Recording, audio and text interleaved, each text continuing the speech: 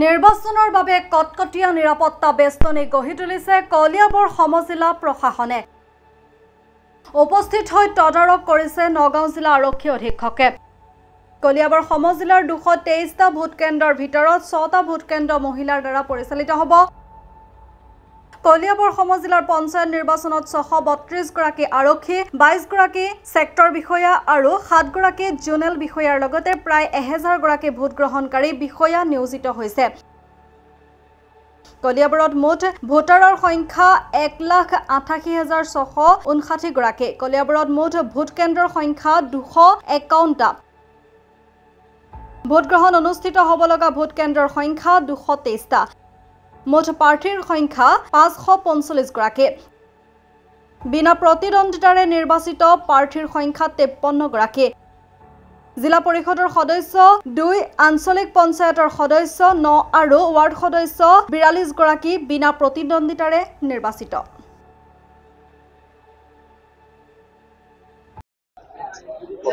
আমাৰ যোনটো second ফেজৰ panchayat election 2025 এটো কাইলৈ আছে। কাইলৈ 7 তাৰিখে আমাৰ দেখা যায় যে মোটামুটি ভোটাৰৰ সংখ্যা 1,88,659 আছে।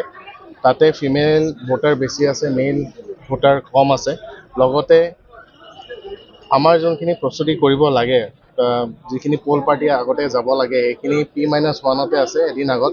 তো আপোনালোকে দেখা পাব যে আমাৰ অফিচৰ কেম্পাছৰ ভিতৰতে কি ধুনীয়াকৈ মানে একদম প্ৰচেছটো ইমান সুন্দৰকৈ হৈছে যাতে কোনো অসুবিধা নাপায়। বাকী আপোনালোকে ৰিভিউটো ল'ব পাৰে, ফিডবেক ল'ব পাৰে ক'ৰবাত কিবা অসুবিধা হৈছে নেকি। এতিয়ালৈকে সম্পূৰ্ণভাৱে পোল পাৰ্টি আহি ইয়াত উপস্থিত হৈছেহি। তেখেতসকলে নিজৰ নিজৰ মেটেৰিয়েলবিলাক লৈ লৈছে আৰু এতিয়া তাৰপিছত ট্ৰান্সপৰ্ট চেলৰ থ্ৰুৱেদি তেখেতসকলে নিজৰ নিজৰ পলিং ষ্টেচনৰ পিনে তেখেতসকলে ৰাওনা হৈ যাব। কিমানটা ভোট গ্ৰহণ কেন্দ্ৰ আছে এবাৰ? আমাৰ টোটেলি ভোট গ্ৰহণ কেন্দ্ৰ 251 আছিলে। তাৰ ভিতৰত আনকণ্টেষ্টেড আছে 21টা। এইটো কাৰণে মুঠ সংখ্যা হ'ল 230টা ভোট গ্ৰহণ কেন্দ্ৰত ভোট হ'ব। আৰু কিমান পলিং প্ৰিজাইডিং বিষয়া নিয়োজিত হৈছে নিৰ্বাচনত? পলিং প্ৰিচাইডিং আমাৰ এপ্ৰক্সিমেটলি 1000 ওচৰা-ওচৰি আপোনাৰ পলিং সংখ্যা আছে, পলিং পাৰ্চনেলৰ সংখ্যা আছে। ছেক্টৰ অফিচাৰ হৈছে আপোনাৰ 22 জন, জোনেল অফিচাৰ হৈছে 7 জন। আৰু আমাৰ উইমেন পলিং ষ্টেচনো আছে। মোটামুটি উইমেন পলিং ষ্টেচন 6টা উইমেন পলিং ষ্টেচন আছে। এতিয়ালৈকে সম্পূৰ্ণভাৱে পিচফুলি চলি আছে আৰু আশা কৰোঁ যাতে আগন্তুক দিনতো ধুনীয়াকৈ ভালদৰে যাতে আমি ইলেকশ্যনটো মডেল ভোট গ্ৰহণ কেন্দ্ৰ থাকিব নেকি এইবাৰ?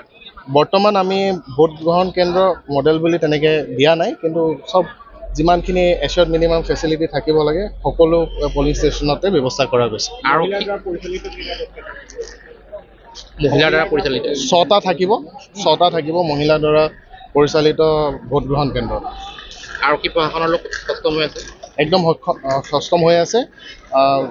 কোনো ধৰণৰ আমি কিবা যদি অসুবিধা হয় আমি সাজু আছোঁ, কোনো ধৰণৰ অসুবিধা নহয় বুলি আমি আশা কৰিছোঁ।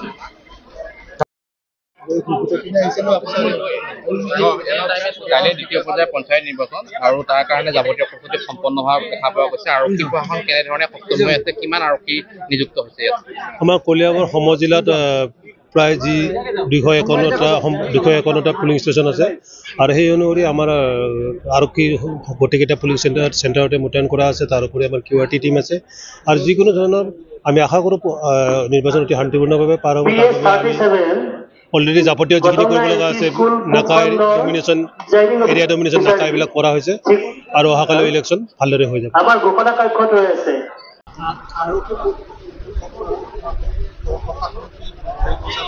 আজি আমাৰ CDC কলিয়াবৰত ডিষ্ট্ৰিবিউশ্যন হৈ আছে মেটেৰিয়েল আৰু অহাকাইলৈ আমাৰ ইলেকশ্যন। গতিকে ইয়াৰ পৰা পুলিচ আৰু প্ৰিচাইডিং অফিচাৰসকলে তেওঁলোকৰ নিজৰ নিজৰ বেলট বক্স আৰু বস্তুখিনি মেটেৰিয়েলছখিনি লৈ তেওঁলোকে ইয়াৰ পৰা পুলিং ষ্টেচনত যাব আৰু অহাকাইলৈ ৰাতিপুৱা 7:30 বজাৰ পৰা 4:30 বজালৈকে সন্ধিয়া ইলেকশ্যন আছে। আৰু আমি যিখিনি বিহিত ব্যৱস্থা ল'ব লাগে সুৰক্ষাৰ এইখিনি আমি লোৱা হৈছে। এতিয়া আপোনালোকে দেখিছে ইয়াৰ পৰা লাহে লাহে পাৰ্টিবিলাক মুভ কৰিছে আৰু 1.5 ঘণ্টা 2 ঘণ্টাৰ ভিতৰত গোটেইখিনি পাৰ্টি ইয়াৰ পৰা ওলাই যাব নিজৰ গন্তব্যস্থানলৈ।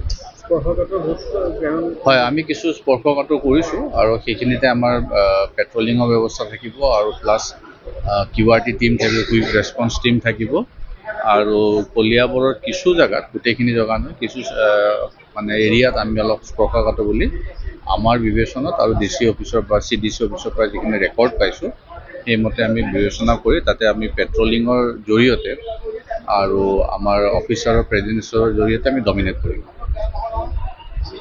সমগ্ৰ পশ্চিমবংগৰ তাঁতশালৰ বস্ত্ৰ প্ৰস্তুতকাৰী বিবি টেক্সটাইল। বিবি টেক্সটাইলে আনিছে সুখবৰ। শাৰী মেখেলা চাদৰকে ধৰি অন্যান্য বস্ত্ৰ প্ৰস্তুত কৰি লাভ কৰিছে সমাদৰ। অতি কম মূল্যতে গ্ৰাহকৰ প্ৰয়োজন পূৰণ কৰিব পৰাকৈ প্ৰস্তুত কৰিছে ৰেডিমেড শাৰী মেখেলা চাদৰ। ডিলাৰশ্বিপ হোলচেলাৰ ৰিটেইলাৰৰ বাবে যোগাযোগ কৰিব পাৰে। যোগাযোগৰ নম্বৰ 9434158715 নাইবা 9333192498 নম্বৰত।